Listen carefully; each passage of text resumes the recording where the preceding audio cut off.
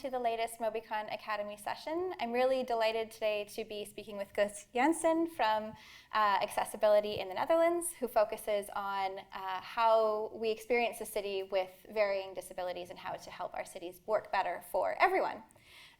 Really pleased to have you here today. If you have questions, feel free to throw them in the YouTube chat and we can follow up with them later. Otherwise, Guus, can you please introduce a little bit more about what you do? Yeah, sure, thanks. I work for Accessibility.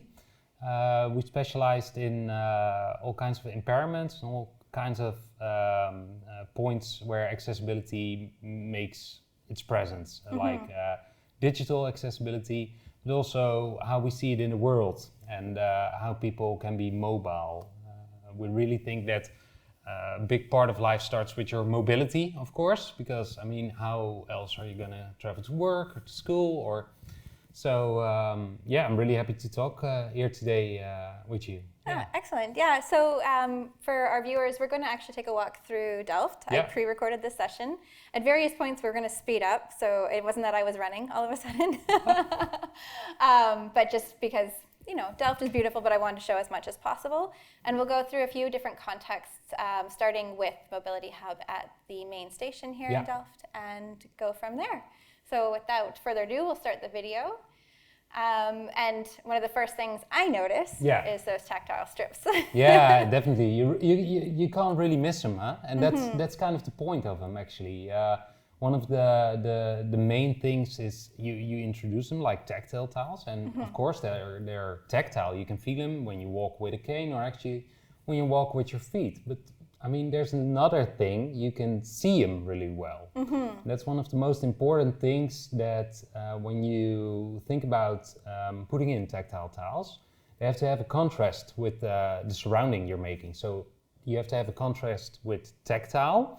So when here in Holland we have sometimes in city centers we have a little bit of cobblestones, of course. But when you have a cobblestone and you have a tactile tile, it's still hard to feel it with a cane. Right. So, and also it could be hard to see it. Right now we got sort of red tiling and we saw sort of grayish tactile tiling. And it's actually funny to see always how you're gonna pick what you're gonna take, because a lot of architects and planners, they want to have it as least visible as possible because it's more pretty. But for somebody that's visually impaired, you actually want to have a higher contrast. Right, because the important note there is that we all live on some varying scale of visual ability. So obviously, well, from what I can see, your site is better than my site. You might be wearing contacts, but then we're all on a like sloping scale of visibility. Yeah, that's true, and it's actually a important thing to know in the conversation that we're having today is that, like, for instance, in a country like Holland, where you have, I see so many things I want to talk about, like this car being parked here. It's great. Let's not forget about that car. But we're seeing more parked stuff here, actually. You actually know what I'm going to say about this. I do, But, no, so it's important to know that in a country like Holland, we have 17 million people in this country, and we have around about 350,000 people who have a problem with their vision. That's not where glasses aren't sufficient enough. Right. So that's kind of an easy way to say what a visual impairment is. And from those people, from the 300,000 group, like 225,000 people are not blind. They're visually impaired. And the people that are blind is also, well, what is blind? Do you see through a very thin like a pinhole. Yeah, pinhole, or are you still seeing shades or something? So that's an important thing to know. So let's go back, because we'll keep walking along the street here. But that parked car, what did you want to say? Because I noticed that there are the strips denoting that it is a space for parking. Yeah. So like, for instance, when somebody is visually impaired, a lot of people choose to follow not only the tactile strips, because they're not everywhere, of course. Maybe we can talk a little bit later where you put them and why you put them in some places and you don't put them everywhere. So somebody that's visually impaired is, in a lot of ways, I have to be careful because I can't speak for people who are visually impaired, of course, but from my experience talking to them, They usually learn a route and they follow it by all kinds of guidelines there are already in the city. So for instance, here we see a wall. You could follow that wall with your cane. So, or with the small bit of vision you have left. Yeah. So for instance, this parked car won't be a huge problem unless you're gonna be using the little bit of it's a rain gutter, I think, on the right. It could be possible to follow that with your cane. And then the parked car actually could be a problem. Right. Actually, it's hard to say because again, this man is just unloading something there, so it's pretty normal behavior. Of course, you can't really blame him for that in sort of a way for not making the space accessible. But then again, moving objects are always a difficult subject to talk about, and especially when they're on guidelines.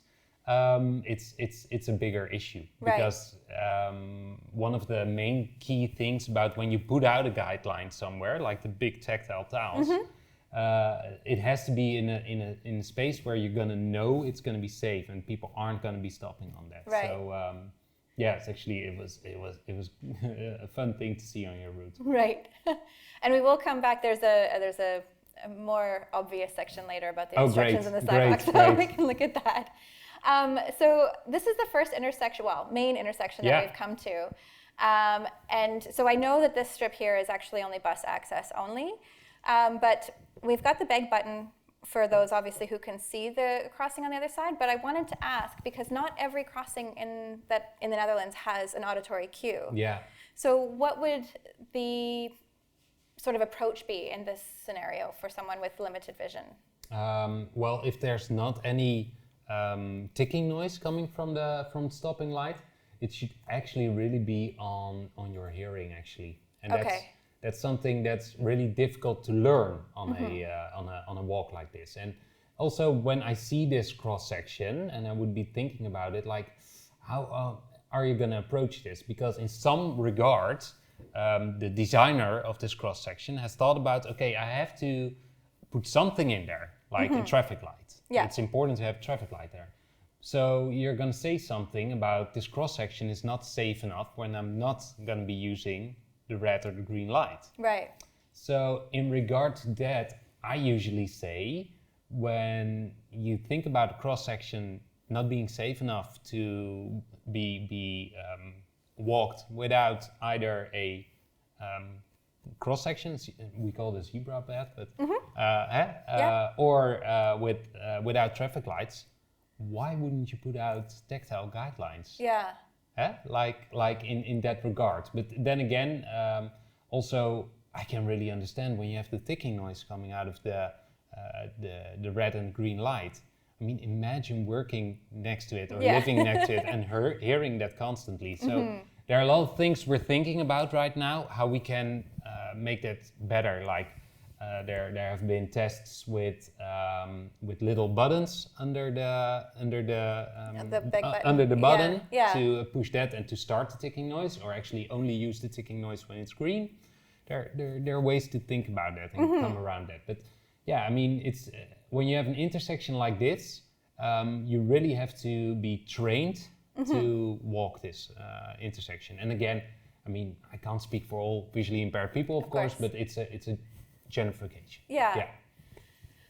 So one of the things I've also noticed, and we saw a treatment different back there, and we'll come across that same treatment later, but often an argument, at least from my experience working in North America with regards to cycle tracks, is they're harder for people with visual impairment to hear. But when we look at this one, actually, they've chosen to use a red tiling. And also, this is also a great sign, by the way. I kept this in for you. Yeah, great. Here we see a change in color, in the colorway. So we go from a red tiling to a white tiling, by some way.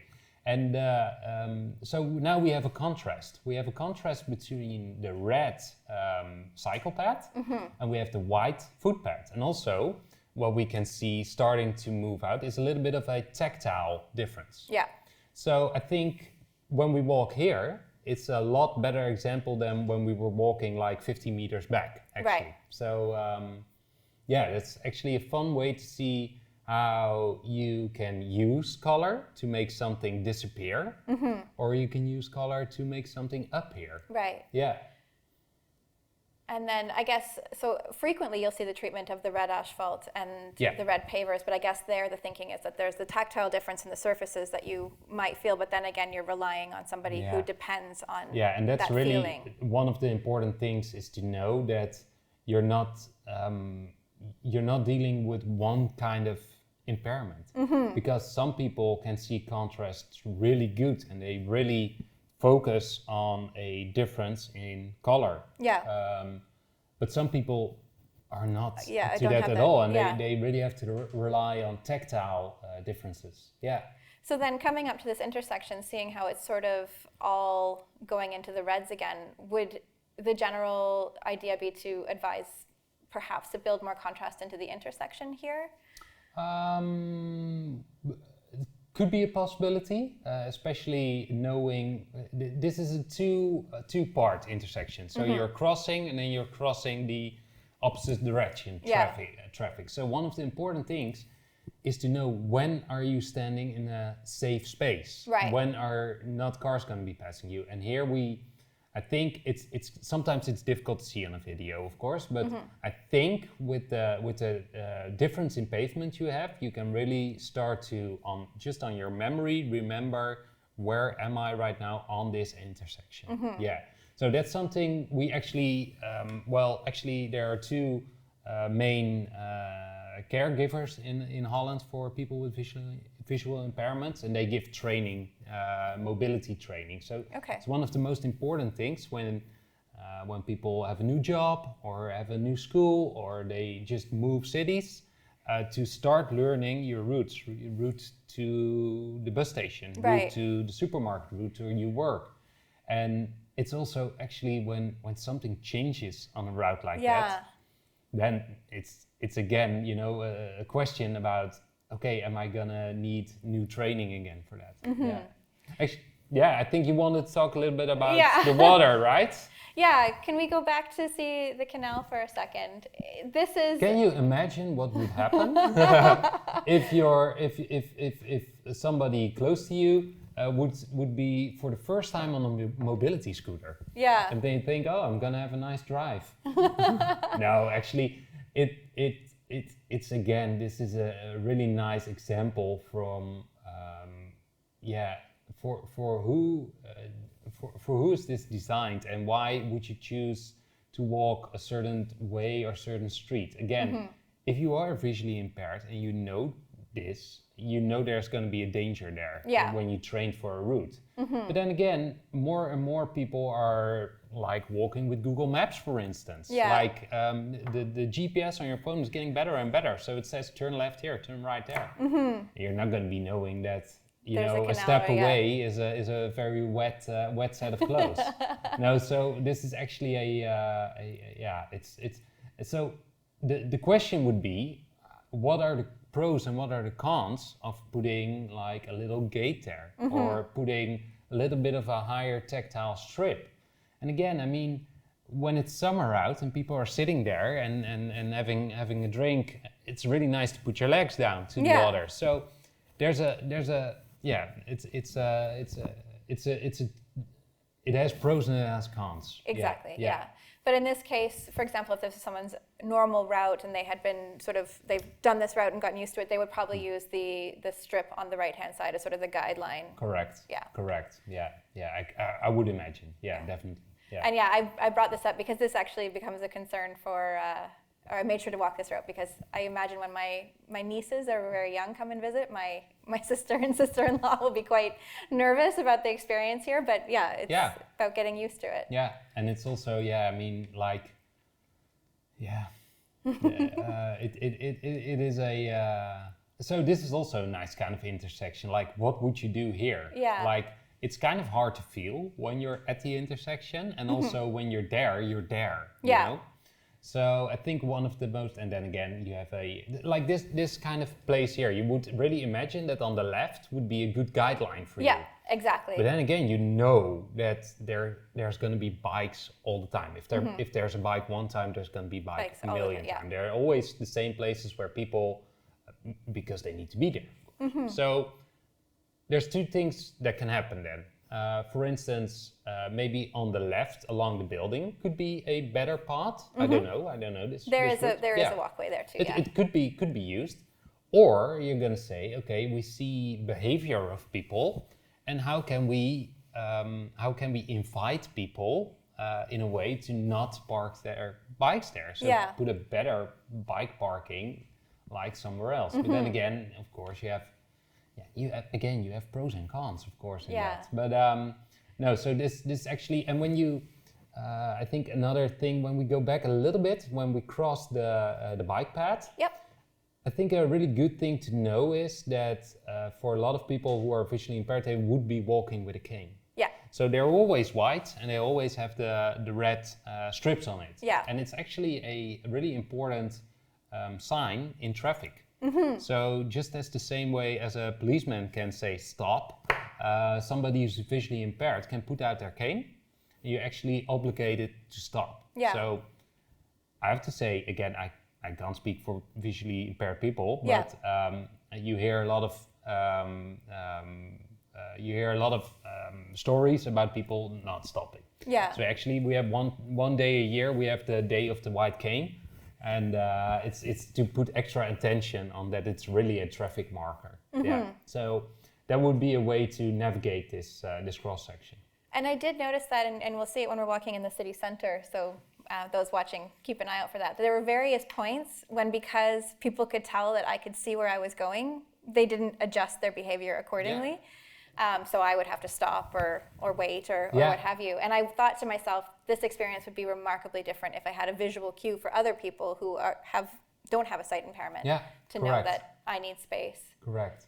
So then with regard to the bikes, would you oftentimes work with cities to help them understand how to reorganize that space to encourage better behavior? Yeah, that could be an important thing. And also here the micro mobility is getting bigger and bigger, of course, in the city. So so that could, I mean, this is a route that I could really imagine that somebody who is visually impaired would really skip this route and would rather like take a detour of 5 minutes than to have to walk this street, because there's so much going on here in a tactile way. Yeah. Reorganizing would be a good idea, but I mean, it's not always the solution, of course. I think also what works better actually is just to make people more aware of it. So actually, in Holland there's a big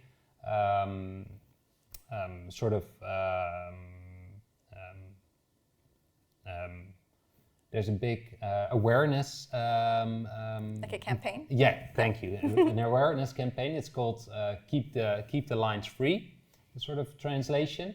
And how it works, we put really big blue tiles next to the tactile tiles to keep them free. Because when you park really on or put your bike on a tactile line, which often happens, of course, when a train station or something, you see it's not usable anymore. Yeah. So in that regard, we have that campaign going on, and it's really thinking about, okay, how can we just inform the general public about keeping also guidelines free? But I mean, it's work in progress. It's a work in progress. Yeah. So right now we're transitioning into one of the neighborhoods, and I'm sure there's lots to talk about. Well, I know there's lots to talk about here. Yeah. But essentially what we did is we came into the space, and now I'm on the sidewalk, which feels far too narrow for someone. And so now because I know it's a traffic calmed neighborhood, I've switched to the street.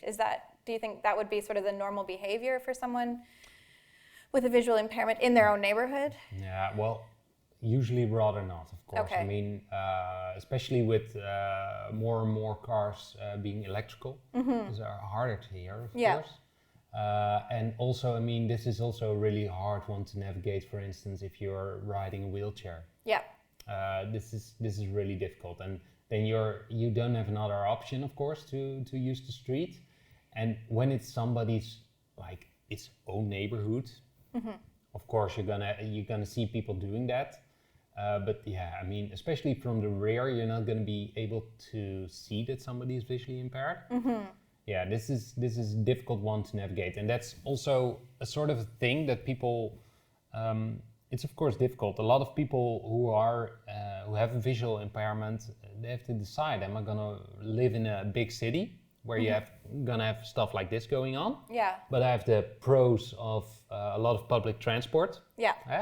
Or are you gonna say no? I'm gonna try to find something a little bit more structured than a city, but I'm gonna have less.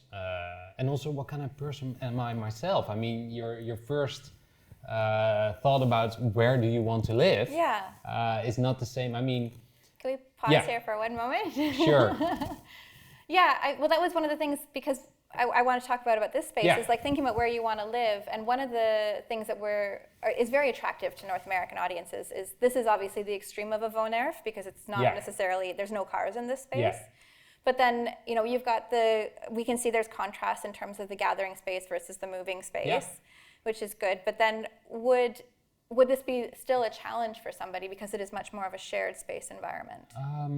Yeah, well, actually, I would say that the challenge at a shared space environment really starts when you are out of tactile guiding, and also when you're not going to be knowing where sort of forms of traffic are coming from. Right.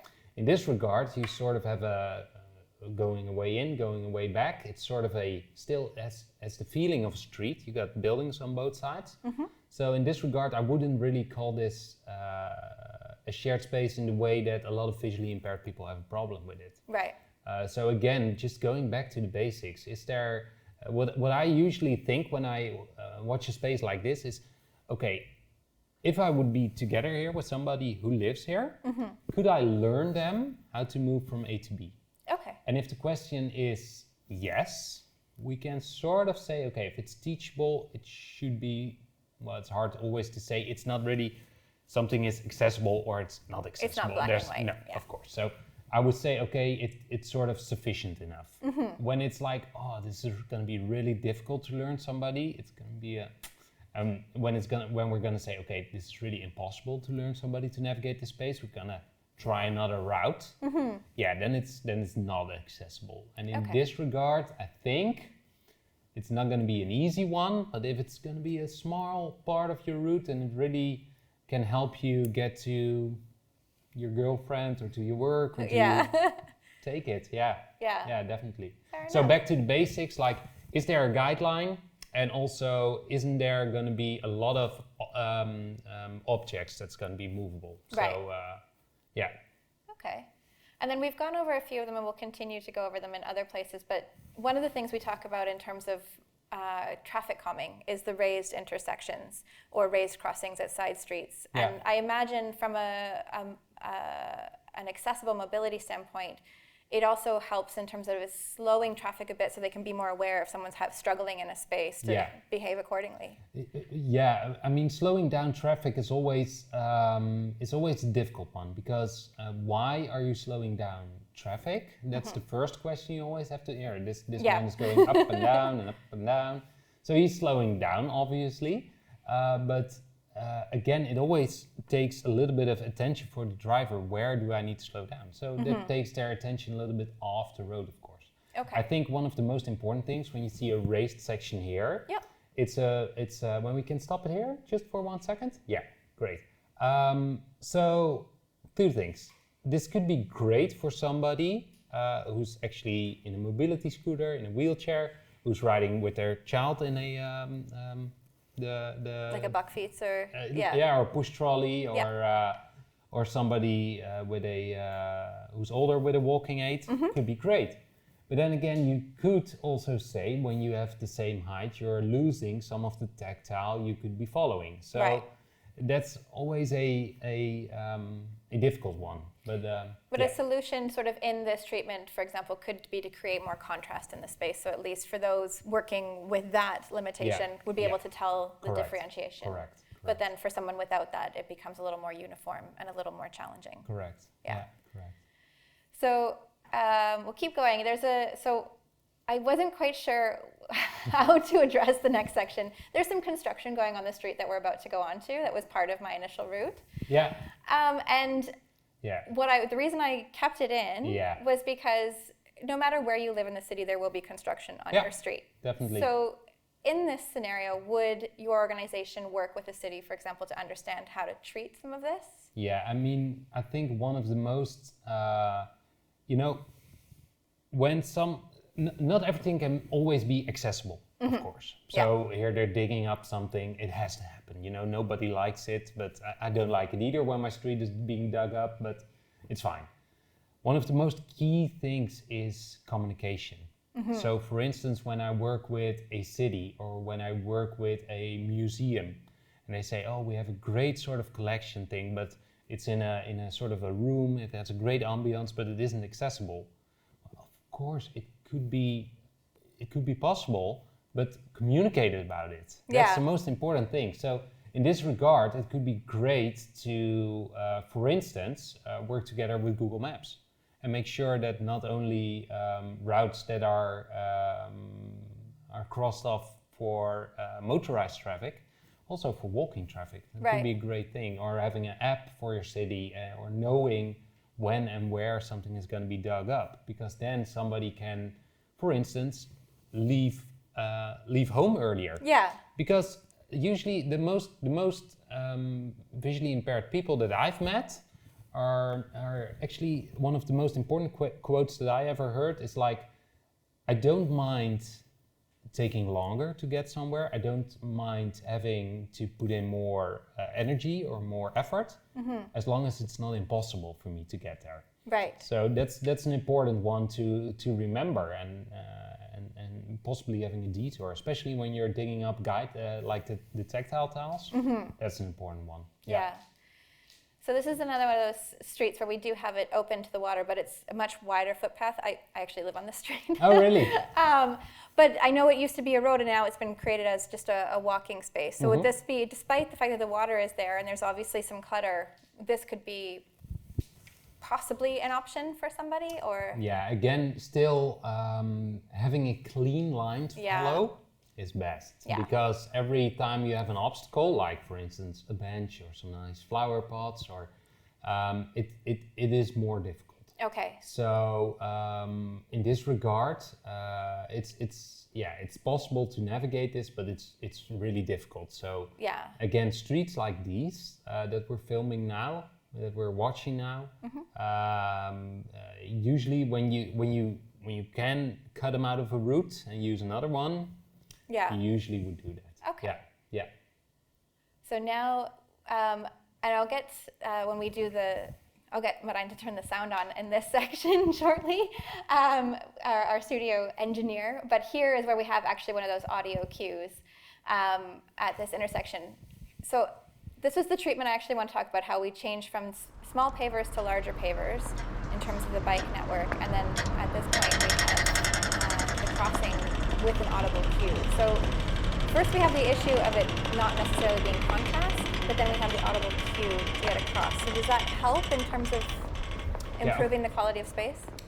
Of course, when you have to be when you can't see your surroundings, you have to be sure before you walk, of course, because else you can have a problem. So every time you can have a cue that makes sure like the light is really green, it's great, of course. So that really improves a cross section. But then again, we saw on this cross section there aren't any tactile tiles. No. So again, somebody has decided to put in the ticking noise, like, okay, I'm going to do this good for somebody who's visually impaired. But then again, so it was necessary to put that there. Yeah. But why wasn't it necessary to put the tactile tiles? Yeah. So in that regard, what I usually try to give to planners or to cities, like really focus on a plan and knowing when and where am I gonna put something, and when and where am I not gonna put something? So that's really an important one to think about. And actually, I mean, there are different visions to follow. And of course, usually, like city centers or the local government, they're like, okay, we wanted to do it in the right way, but also we don't want them having them everywhere. There are people who are saying, no, we should put them more and more and more in. So that's also an ongoing discussion. For me personally, I would say, okay, always know where they should always be. So have a list of points of interest in your city. So a hospital, your schools, your universities. You should always have when there's a really big. Oh, this is also a fun one, by the way. When you see the so let me just finish.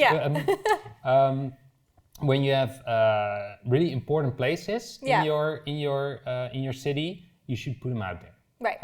So, and also I always say how long your list is of places says something about your ambition, and which places are on there says something about the people who live in your city. Right. For instance, in Amsterdam, I could imagine the list contains a lot of cultural places and stuff like that. But for instance, when you have a small town like Barneveld, for instance, there may be more churches on that list. So for me, it's not. I always say that's really a local government decision where you're going to put them out. And then I think one of the most important things is to have the route from the entrance of the building until the closest way of public transport. Okay. If that's accessible, that route, that's usually what I look for. Then you can usually start seeing a network. So for instance, somebody leaves their house and, well, I mean, their street is a really familiar place, of course. So they can follow that and then get to the nearest public transport. As long as your public transport is accessible, but that's a whole different afternoon.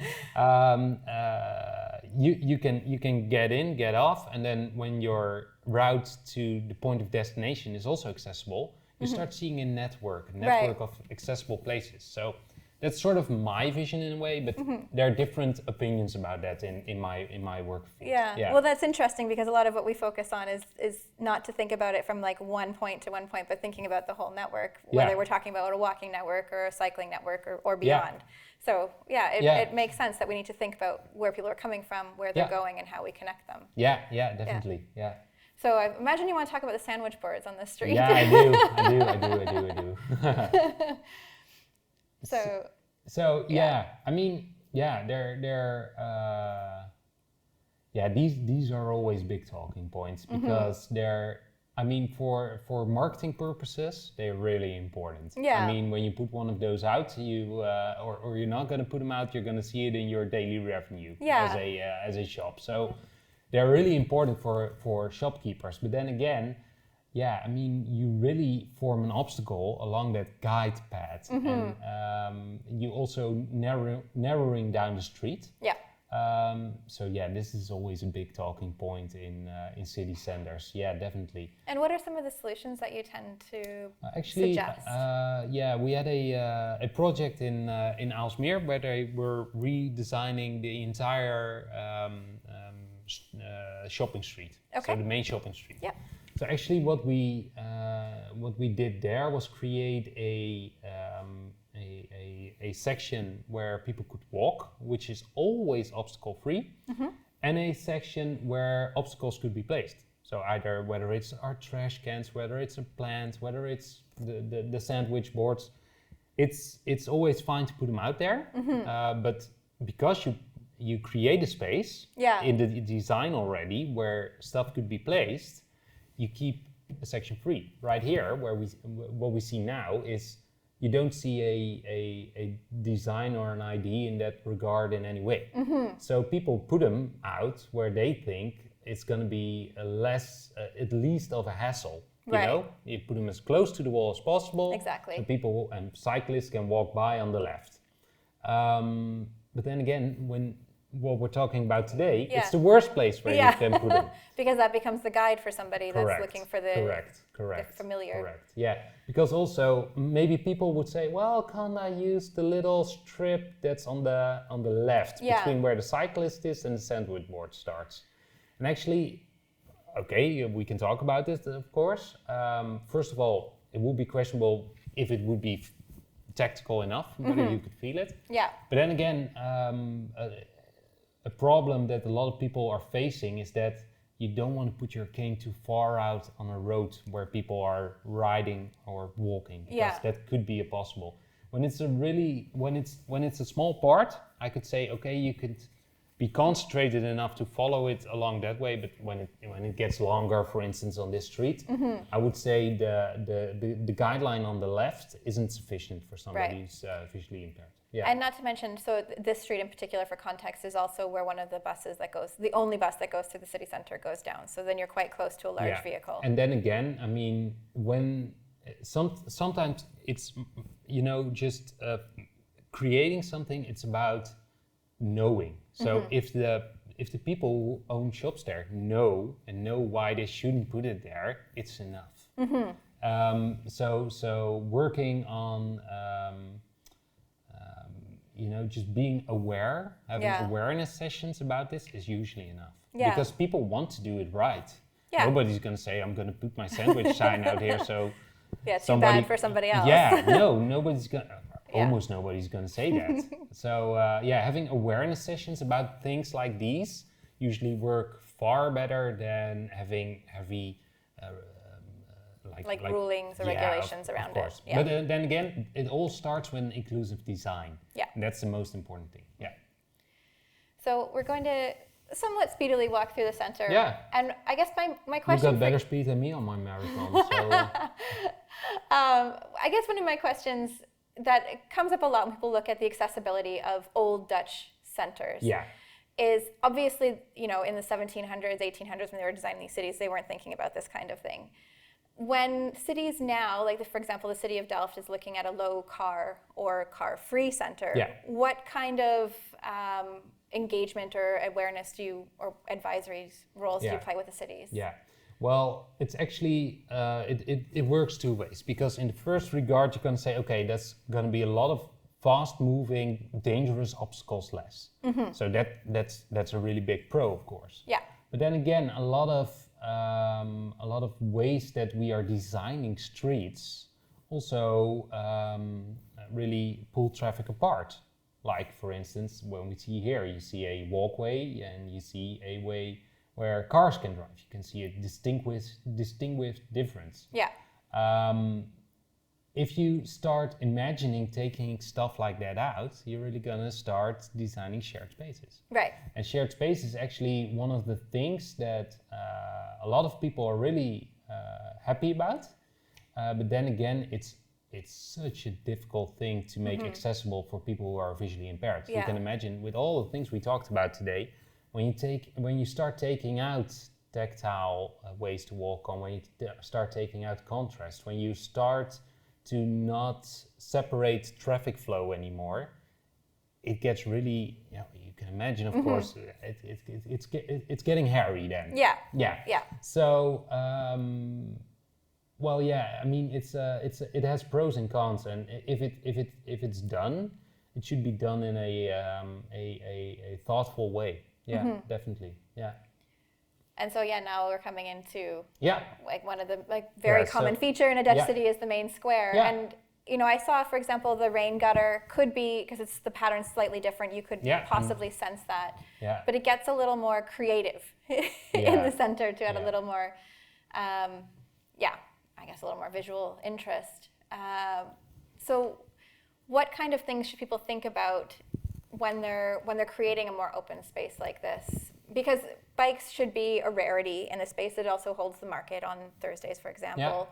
And then otherwise it is a place for gathering that we want to keep car free. Yeah. But then what do we need to be thinking about to keep it inclusive? Yeah,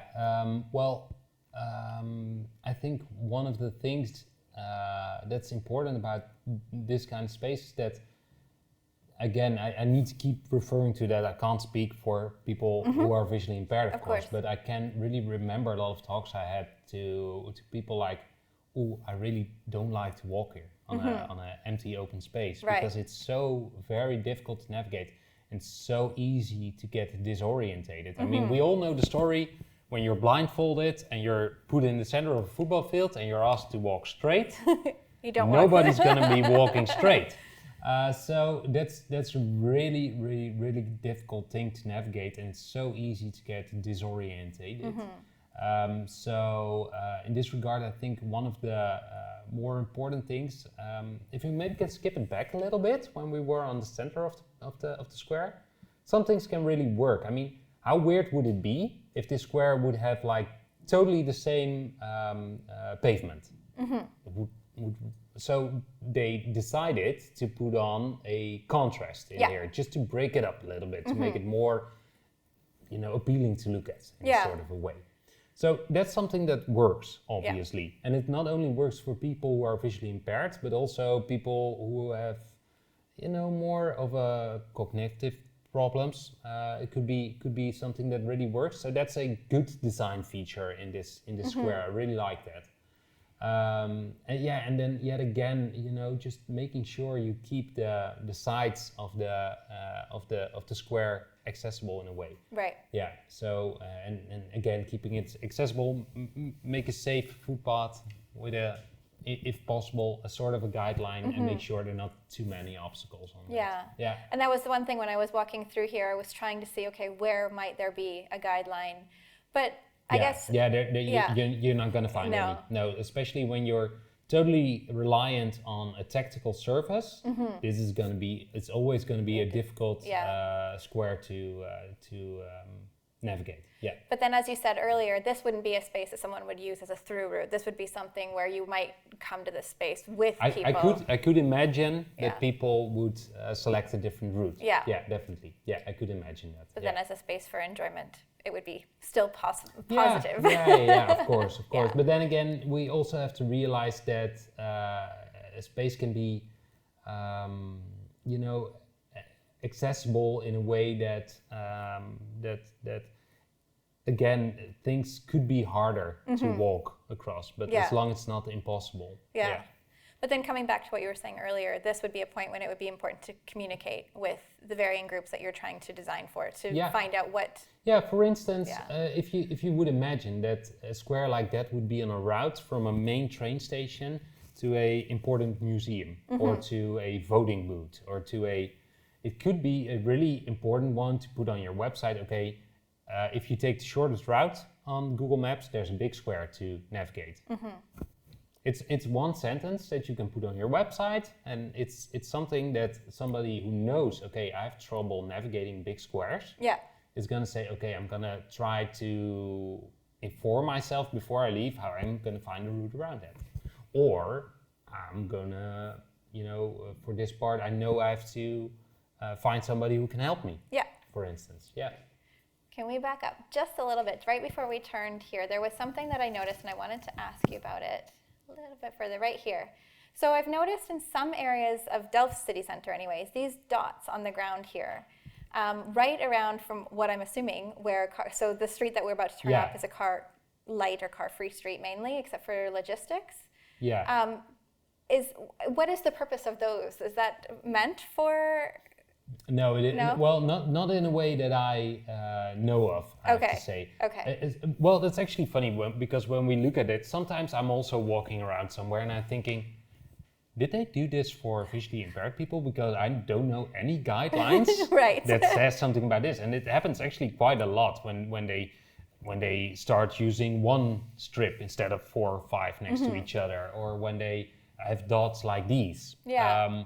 I'm really curious always to see, but I think in this instance it has more of another purpose. I can imagine, because I can't imagine that this is a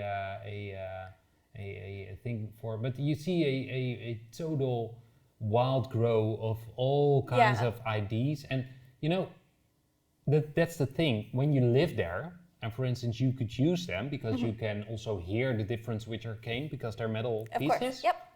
why not? If it works, Yeah. it works. But then again, you want one of the most important things I always want to see in a city is like uniformity. So whether you're getting off the train in Maastricht or in Amsterdam or in Rotterdam, it doesn't matter. It should be, the guidelines should be put down there in the same way, because then you have uniformity and you can start learning to use them. And when you start putting out things like these, well, maybe it works for someone, I don't know. But you know, you don't want to put anything in a public space that's only designed for one person. Right. You always want to design it for the big group. Right. Yeah. Well, and that ties into, again, so we focus a lot on sustainable safety, and one of the principles is predictability. And that would be that predictability. Yeah, predictability is one of the most, in my field of work, it's like, it's almost religion. It's so important to have that in the same way, in a predictable way, in a safe way. Yeah. Mm-hmm. So this is one of those areas, and I mean, this is another one of those shared spaces where we understand it's a little bit tricky, but everyone, you'll notice that several bikes go through in a moment before they let me go. Oh, this is great. Yeah. And what would happen, for instance, here if you would be with a guided dog, or with a for instance, with a wheelchair, or with so that's or with a white cane. I mean, that's the thing, the psychological part of moving around with an impairment, of course, is also I mean, and we're likely to think that people would have stopped, but I'm not sure. Yeah, not always. I'm not sure. Yeah. Yeah. And usually it's not because the people who are biking there are not nice people. They're like 2 minutes later they're like, oh, I should have stopped. Yeah. That was not nice. But we all know that feeling, of course. Of course. Yeah. But it's certainly, I mean, it's I think important to remember that idea that, you know, how people navigate in a city is not always obvious. Yeah. And that's also, I mean, that's a great thing, because when we see your walk, the way you are moving is a way that you could expect from somebody who is not visually impaired. You take the middle of the road, and and if we would see here, somebody would rather maybe walk all the way towards the left or all the way towards the right of the road, because you're always further out of danger in that way. And that's it's actually funny to see. Yeah. And something I'm acutely aware of is that I know that the way I'm moving through the city it's my normal way. Yeah, of course. But it's not necessarily the way that somebody who experiences it differently would. Yeah. I wanted to ask also what is the importance of sound? So I know that in the Netherlands there's legislation limiting the decibels in a city. Yeah. And is that, you know, when we think about a square like we just walked through, or some of the quieter neighborhoods, the quality of sound, I would imagine, assists in knowing what's around you when you're reliant on that sense. It is, but it's a really, really difficult thing to master, to be navigating on sound. Okay. But then again, it gives you a lot of cues. I mean, you always hear, like for instance here, we're getting in a more open space. You hear cars, so it could be a point of orientation. Could also be other things, like some people use smell as an orientation, like, here's the bakery. I have to turn left in 200 meters, like something like that. But yeah, I mean, sound is an important one. And also a thing that we should remember is that it's also really important for how tired you get on the road. Because if you're so focused on hearing danger coming, hearing obstacles coming, it tires you out. Yeah. So if this would be your walk coming back from work, it could be a very tiring thing, and it could really affect the way you could maybe hold work. So that's also a thing we really focus on in our field of work. Yeah. So this is a really nice one. If we maybe could go back a little bit, and just pause it. Oh, I love this one. Wait for your turn to the left, and then we say pause. Yeah. So, for instance, these are guidelines here, Melissa. What do you think about them? How would you describe these? Would you think they're good, or Well, it seems like it kind of came out of nowhere. Yeah. So No, that's a okay. bit strange. Yeah. But it seems like it's guiding someone, and I know that it is now because I've now looked around this space after doing this tour, but it's guiding whoever is using those tactile strips to get somewhere to a specific destination. Would imagine. Yeah. What I understand is that the strips that are leading up to the cross are kept straight because it tells you to follow this direction, and then the dots tell you that you're ready to stop because you're about to cross something. Yeah, correct. So on the way of the street that you're standing on, we would be fine because we saw that the lines are going straight and are moving towards the next dotted section. Mm-hmm. But what would happen if we would follow that line from the other side of the road coming back? Right, you would start to go on an angle. Correct. Right. So maybe if we could again go back like 10 seconds, we could really see what would happen. Here you see it on the left. Really, yeah, correct. You would end up somewhere. So if you take this route every day to work, you would know. Mm-hmm. You would know that they're not in the correct way designed or put in. You would adapt accordingly. You would adapt. Yeah. You would know, okay, I have to really adjust my angle to cross the road here. But that's the important thing about uniformity. Because if somebody would be using Google Maps and get somewhere for the first time, they would know uniformly, like I can always follow the direction that that's lines, pointing me. Yeah, correct. And they would end up totally somewhere else than you would imagine. So this is actually a funny one to pick out. Well, I'm glad I went this way. Yeah. So, but this is a thing.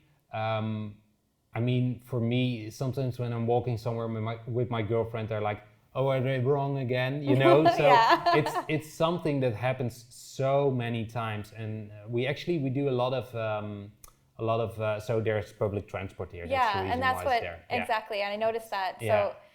I mean, that would be, if we can pause here for a moment, that would be, I guess, what you were referring to is that oftentimes they're reliant on public transport to get them longer distances, and this would be how to connect them to where they're going. It's obviously, if you're visually impaired, you're 9 out of 10, 99 out of 100 times aren't going to be driving. Right. And actually, there are people who cycle in Holland with a visual impairment, but it's a smaller group. It's a difficult one. It's like, one of your impairments is that you a lot of people who are in that group can't do those things. So you're reliant on walking, and a lot of people are reliant on public transport. Mm-hmm. So that's an important one. And also here we see, so the guidelines on this total, it's a big cross section. Yeah, you started with the place where we were talking about, and then actually the cross section only ends on the end of the road. Yeah.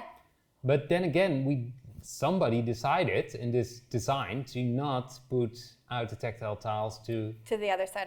Other side. So that in regards to when you're talking about city planning, when you're talking about like designing a public space, you should always be asking yourself, why am I putting something here and why am I not putting something here? So and that's also an awareness thing. It's awareness for the designer, it's awareness for the city planner, it's awareness also for the people who are putting in the street. Because I could imagine there are many places that like tiles are crossed or something because somebody just had to dig out the road and doesn't know how the guideline should be put back. Well, we're almost at the end now. We're just going to go through this crossing. I do know for certain that this one does not also have an audible cue. I kept listening. I thought maybe it's because I just can't hear it. But we do at this point then have, so you have the smooth asphalt, you have the strip around the island in the center island, which helps to give a bit of contrast to the red tiles. A bit. I should be, I'm going to be careful with saying this is enough. No, I understand. What we usually also do, in Holland, one of the biggest parts of legislation in this is the United Nations treaty for people with a handicap. And one of the main things about that is nothing about us without us. And I think that's a great sentence always. So we use that. We use people who are visually impaired, so people who are living with that day to day for things like this sometimes, because it's sometimes so hard to really say when something is either accessible or not accessible, or just to just to bring over the ID. Yeah. Yeah, and it's interesting. A few sessions ago, I did an interview with a woman named Maya, who is a friend of mine. I interviewed her for a book that I wrote, and she lives with a physical impairment. So she has multiple sclerosis and gets around with a mobility scooter. Yeah. And it was interesting because in our conversation, I learned that a lot of the arguments, for example, around removal of parking, they say it makes it inaccessible for someone with a mobility challenge. And she was saying, well, no, if you don't talk to me and understand how I experience the city, I can't drive. Yeah. So I can't get to the city. I don't need parking. I need space to move. Yeah. And that's a really important one. When is it a correct way to ask somebody who is impaired themselves? And when is it good to follow guidelines that were made? So that's always a difficult thing. A lot of people who are themselves impaired in some way, they can really speak from their experience, and that's so very valuable. But then again, you should find somebody who's more of a generalist, who can find it for a very big group and tell them how to put it in that way. So yeah, we in that regard, it always is so important to have people on board. A lot of local governments actually have groups of people with impairments, and I always when we have projects like this, for instance, a route like this, and you talk about a crossway like that, it's always good to have somebody there who can say, okay, well, I can maybe cross the street, but I know from somebody else who wouldn't be able to, or that's an important one. Yeah. And what I gather from our conversation and listening to you is that obviously uniformity and predictability are really important, but understanding the context of the space is also really important. Correct. And how people use it. Yeah. Well, that was fun. That was a good walk. It was a long one for me. I got my steps in, which is good. Nice. Yeah. Thank you so much for walking us through that. It's really helpful. Welcome. Yeah, for me and for everyone watching to understand the different ways to think about the city. If people want to get in touch with your organization, at least on this side of the Atlantic, how can they reach you? Well, actually, maybe it's easiest to put something down here. Yeah. Can I just make it happen here? No, so now the editor is watching me.